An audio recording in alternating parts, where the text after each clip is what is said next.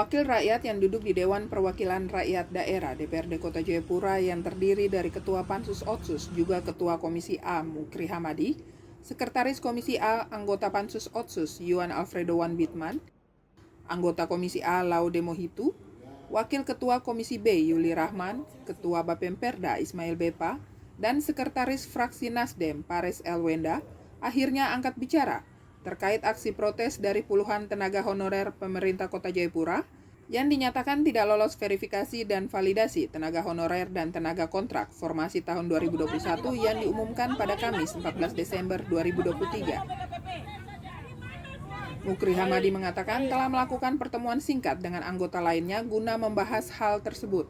Menyusul diumumkannya 836 orang calon PNS dan 192 orang calon P3K daerah sesuai keputusan Menteri Pendayagunaan Aparatur Negara dan Reformasi Birokrasi Republik Indonesia nomor 658 tahun 2023 tanggal 14 September 2023, di mana sebanyak 1028 orang akan mengikuti seleksi calon ASN tahap 1 tahun 2023, sedangkan untuk formasi sisa sebanyak 172 orang akan menunggu proses penetapan Menteri Pendayagunaan Aparatur Negara tahap 2. Selain itu, berdasarkan hasil sinkronisasi dan analisa data calon peserta oleh Deputi Bidang Sistem Informasi Kepegawaian BKN RI terhadap calon peserta seleksi Computer Assist Test, sebanyak 1028 orang telah ditetapkan melalui keputusan Menpan RB untuk mengikuti tes tersebut dan 28 orang dinyatakan tidak dapat mengikuti seleksi atau gugur. Berikut statement wakil rakyat yang ada di DPRD Kota Jayapura. Kebutuhan kita dan cara kita menyediakan tenaga kerja kita atau ASN kita itu baik dan prosedural, sehingga itu membutuhkan pembiayaan, dan selama ini kita memberikan dukungan kepada pemerintah eksekutif dalam semua penyelenggaraan mulai dari tahun 2020, 2021, 2022 dan 2023.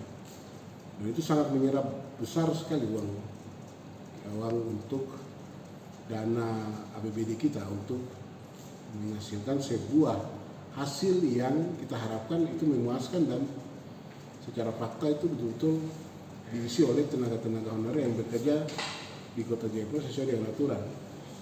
Tentunya aturan yang dipakai kan ada syarat dan prasyarat, dan itu sudah sebenarnya sangat terpenuhi. Tetapi faktanya saat ini banyak juga honorer kita tenaga honorer yang sudah bekerja cukup lama tapi tidak keluar namanya, tidak diumumkan. Memang proses ini cukup berisiko, dinamikanya cukup berisiko karena terkait dengan orang punya kehidupan ya, orang biasa bilang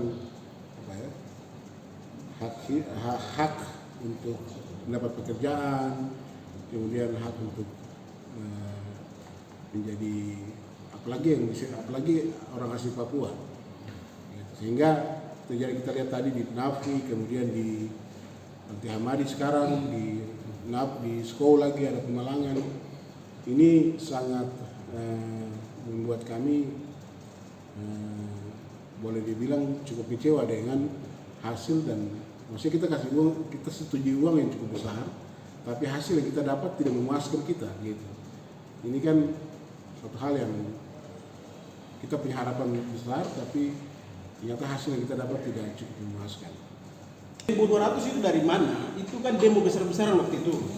Kita dikasih oleh pemerintah pusat itu 20.000. Jadi ini kebijakan. Setelah itu dalam prosesnya, setelah kita lihat ini diprioritaskan untuk honorer dan tenaga kontrak. Itu pertama. Kalau kita lihat tadi seperti awal saya sampaikan, itu ada 340-an, 51 sekian lah. Itu honorer. 341. Ya, yang ada di Kota Jayapura. Dari 341 honorer itu, jadi yang mendaftar dan diverifikasi oleh BKPP, setelah itu dia masuk ke BKN dia ke Kementerian Menpan RB, hasilnya dikeluarkan.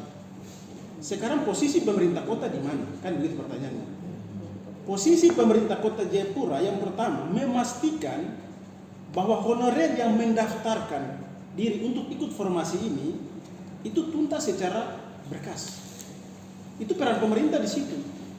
Tetapi kan kita tidak lihat proses itu, tidak ada dalam rapat-rapat kerja komisi. Kita cek semua bilang aman. Tapi rupa-rupanya setelah demo 4 kali kemarin, informasi dari Kementerian Menpan RB bahwa masih banyak yang bermasalah terkait NIK. Kalau NIK itu bermasalah, tentunya pemerintah mampu memfasilitasi untuk diselesaikan persoalan itu. Sehingga masuk dalam proses verifikasi dan validasi di tingkat pusat, itu harus lolos loh. Ketika dia tes CAT dan tidak lolos, itu kita masuk akal. Itu sesuai kompetensi kemampuan orang. Tapi kalau tidak lolos berkas verifikasi, orang honor 10-15 tahun ini lucu. Mereka harus masuk dan mereka juga sudah honor. Nah, saya melihat pengumuman ini kan ada 1.000 lebih. Nah, bagaimana kita mengantisipasi itu? Maka dari ada gelombang kedua yang mendukungkan 179 yang mau diumumkan, tentunya yang kita sampaikan bahwa mengingat kemarin tokoh-tokoh masyarakat bagi kita ada berapa kali, 2 kali ya, 2 kali sampai 4 kali demo dan membawa rekomendasi nama-nama orang asli Portumbai ada 165. Nah, artinya bahwa 165 gelombang kedua 179 masih ada peluang untuk pemerintah kota agar masyarakat Portumbai betul-betul nama-nama yang direkomendasikan ini masuk dalam gelombang kedua ini. Seperti itu, supaya perang ini berjalan yang baik. Seperti itu. Memang yang menjadi tugas kita sekarang meluruskan apa yang tadi disampaikan itu, bahwa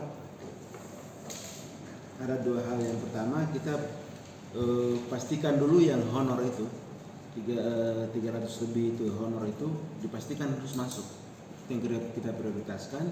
Dan yang kedua tadi disampaikan Pak Laode itu bahwa anak-anak Portumbai yang kemarin datang bertemu dengan kami di DPRD itu wajib diakomodir. 2 hal itu menjadi penting untuk DPRD mengawal sampai masa jabatan selesai. Saya pikir itu. Jadi ini tidak main-main, insya Allah. Dia tenaga outsourcing itu dia bisa masuk, lolos verifikasi, validasi. Ini kan seharusnya itu kan dia nggak bisa masuk. Nah, nanti kita pansus besok mengundang juga BPKAD. Kita lihat rekening bahwa BPKAD membayar pembayaran terakhir gaji, apakah mereka dibayar? Yang tidak bisa kita pungkiri atau nggak bisa kita tipu itu berkas rekening koran gaji dari K2 honorer ini, karena dia masuk di Bank Papua. Itu hanya sangat sulit sekali memanipulasi rekening koran apa gaji yang masuk di Bank Papua itu.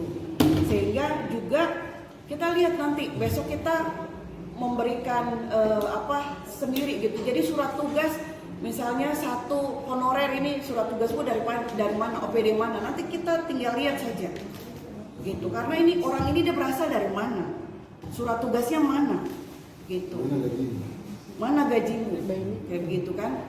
Jadi kalau kita bicara kayak begitu, karena ini sekarang sudah terbuka seperti kayak begini, kita akan lihat siapa yang bermain. Tim Liputan, tvpapua.com. Gitu.